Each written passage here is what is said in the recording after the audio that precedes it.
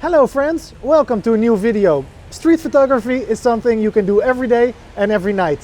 Whether the sun is out, whether it's raining, it really doesn't matter. Today we are in Amsterdam, it's raining and we're going to do some street photography at night. Of course using the Ricoh GR3. Let's go! Yes friends, welcome back to Amsterdam. Last time we were here, we tried to capture the beautiful autumn colors, but in this video we are going to try something different. We are going to shoot street photography at night. Of course you can put your camera on a tripod and take the obvious touristy long exposure photos, nothing wrong with that, but in this video we are going to get creative and we are going to capture what Amsterdam looks like during these interesting times.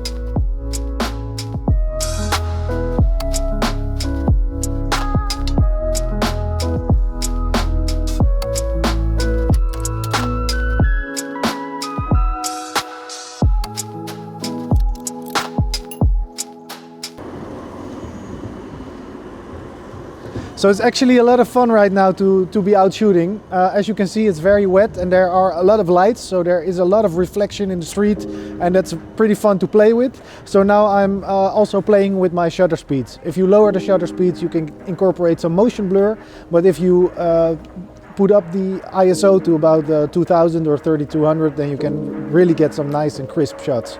So experimenting with different shutter speeds in these conditions is very fun. Very fun indeed. In a city like Amsterdam, you could say that every photo has already been taken once.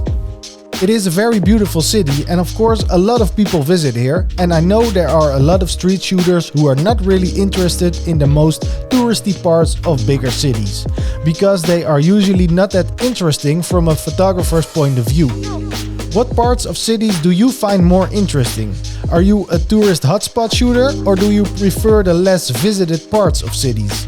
Let me know in the comments below. And if you are interested, consider subscribing to this YouTube channel. As much as I love visiting parts of cities I have never been before, I also like going to downtown Amsterdam once in a while and see if I can use my creativity to capture some unique shots.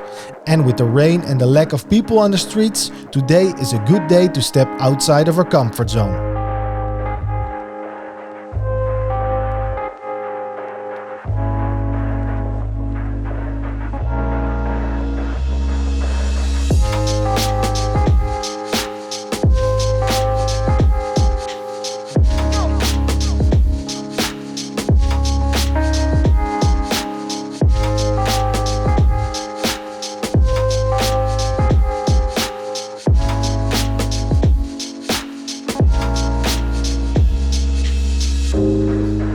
So a very nice feature for conditions like these is the full press snap button.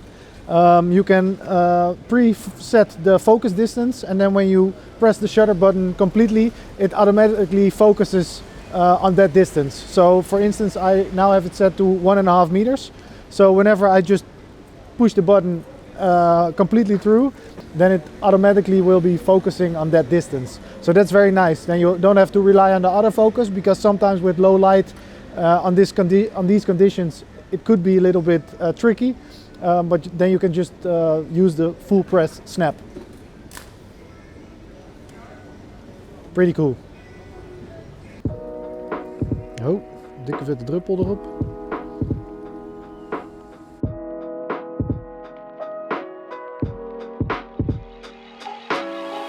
I'm not sure if you can tell from the video, but the rain today is quite heavy. I have received some questions before about the weather sealing of the GR3, and keep in mind that it is not a weather sealed camera. I have never been scared of shooting in the rain though, and my GR has never failed me. I think the most important thing is to dry the camera properly after shooting in the rain and don't overdo it. However, this is not something I can or should recommend, because cameras usually like dry weather better. Today I feel like I pushed it to its limits weather-wise, and I am relieved to say that it is still alive and well.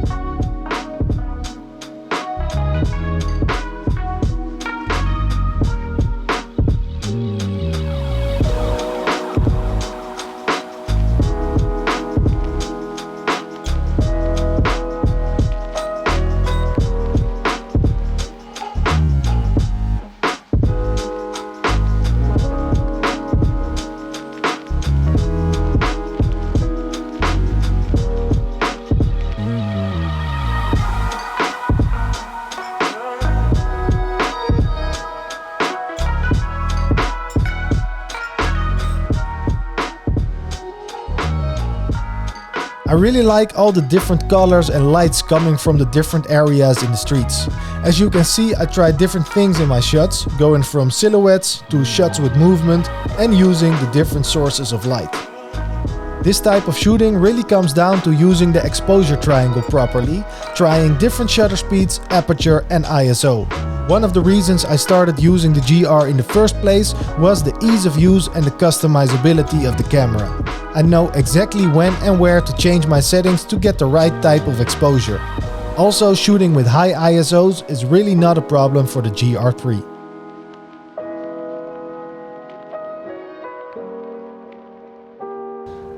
I just told you that I don't really mind shooting with high ISOs, for instance 3200 or even 6400, especially with the Ricoh GR3. The noise is really not an issue, so I don't really mind shooting with high ISOs. And I'm interested to hear what your maximum ISO is when you are shooting street photography.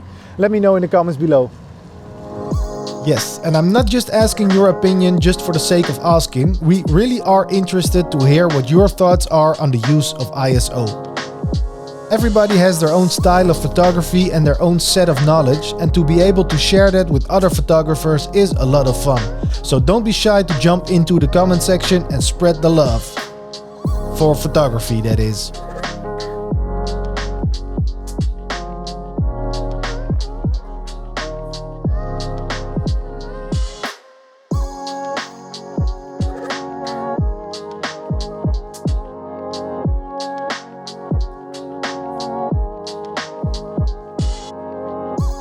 I have photographed Amsterdam in the summer, in the winter, in the morning and at night. I have called this city my home for 10 years and I'm still amazed by the versatility in images you get to create when you are shooting street. As I said in the intro, you can shoot street every day and every night. Whether the sun is out, whether it's raining, whether it's snowing, whatever the conditions are. To make the best out of every situation can be a challenge, but to me, that's why I absolutely love street photography. So there you have it guys, a nice night out shooting here in Amsterdam using the Ricoh GR3. We tried to use the rainy conditions to get some nice and creative shots using the reflections. We tried to incorporate some motion blur using slower shutter speeds, and we bumped up the ISO to get some nice and crisp shots. If you like these type of videos, don't forget to leave a thumbs up and to subscribe to this YouTube channel, and I'll see you guys in the next video. Peace!